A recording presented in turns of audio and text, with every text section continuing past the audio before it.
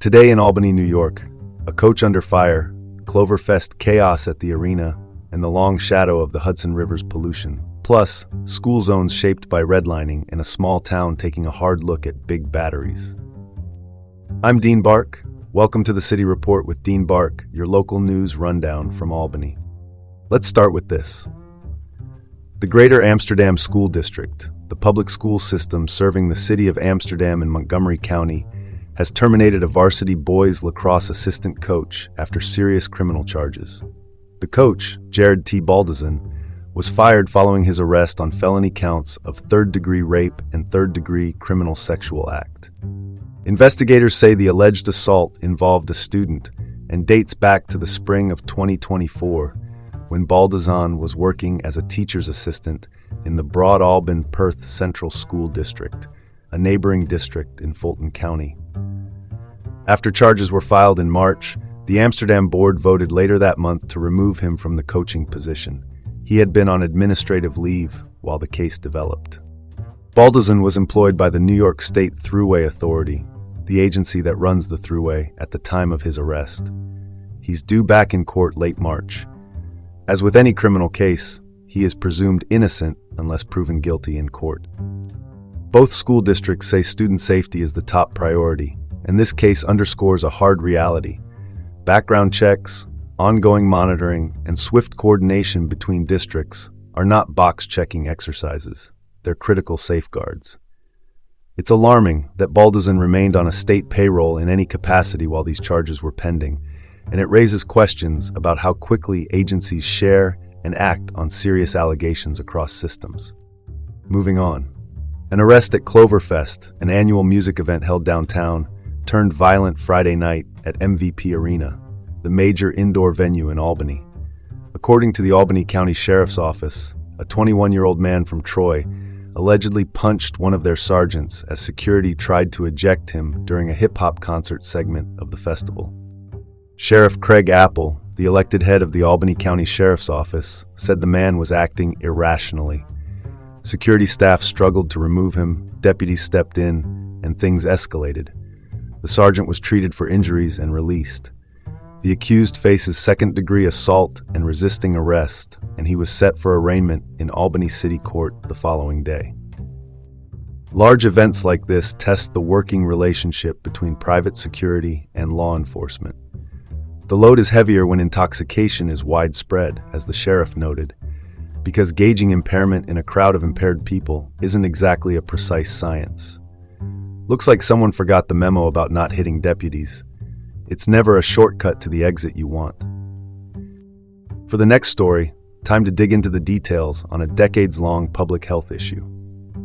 The Environmental Protection Agency, or EPA, the federal regulator overseeing environmental cleanup, and the state of New York have long warned against eating most fish from the Hudson River due to PCB contamination. PCBs, or polychlorinated biphenyls, are industrial chemicals, often called forever chemicals because they stick around, persist in sediments, and build up in fish. General Electric, or GE, the multinational manufacturer, discharged PCBs into the river for years. The river was declared a Superfund site in 1983, which is the federal program for cleaning the nation's most contaminated places. Under EPA orders, GE dredged roughly 40 miles of the river between 2002 and 2015 to pull PCB-laden sediment from the riverbed. Even so, the most recent review in 2025 says further cleanup is required. New York first issued fish consumption advisories back in 1975. Some stretches remain catch and release only. Surveys show uneven awareness of the rules, particularly among immigrant anglers and subsistence fishers who may not encounter or recognize posted advisories. The net result? The burden often falls on the public to change behavior, while debates continue over how effective the dredging has been and how much more GE should do. The ongoing environmental impact on the Hudson is a stark reminder of the long tail of industrial pollution. It reaches across generations, and it doesn't respect county lines or weekend plans.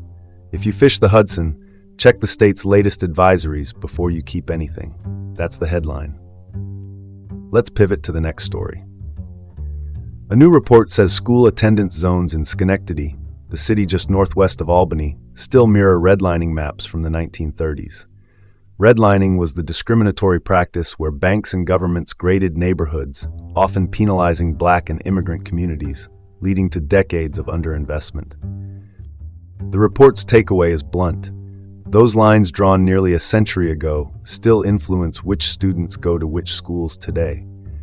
In contrast, the City School District of Albany has tried to loosen those patterns through open enrollment and magnet programs, which let families apply to schools outside their immediate neighborhoods to balance offerings and access. Schenectady, by comparison, does not offer open enrollment and has less flexibility for families. Addressing this is not a one-form-and-done proposition. It means reassessing attendance boundaries, transportation, specialty programs, and how resources follow students. Apparently, maps from the 1930s are still doing the scheduling, and that's not exactly a cutting-edge planning tool. It's unacceptable that discriminatory footprints still shape opportunity in 2026, and it's squarely a policy choice to change it. Shifting gears to energy. The town of Northampton, a Fulton County community at the edge of the Adirondacks, is weighing a one-year moratorium on utility-scale battery energy storage. Carson Power, a private developer, has proposed 2 5-megawatt battery systems there. The Adirondack Park Agency, the state land use regulator for the park, approved the project in January. Residents have raised concerns about fire risk, a top issue for communities considering lithium-based storage. The town is holding a public hearing, and officials say they're wary of outright denial because of potential legal exposure. Meanwhile, New York State has updated its safety regulations for these facilities, including requirements for fire suppression, thermal management, setbacks, remote monitoring, and coordination with local fire departments. Battery storage is the backbone of a greener grid.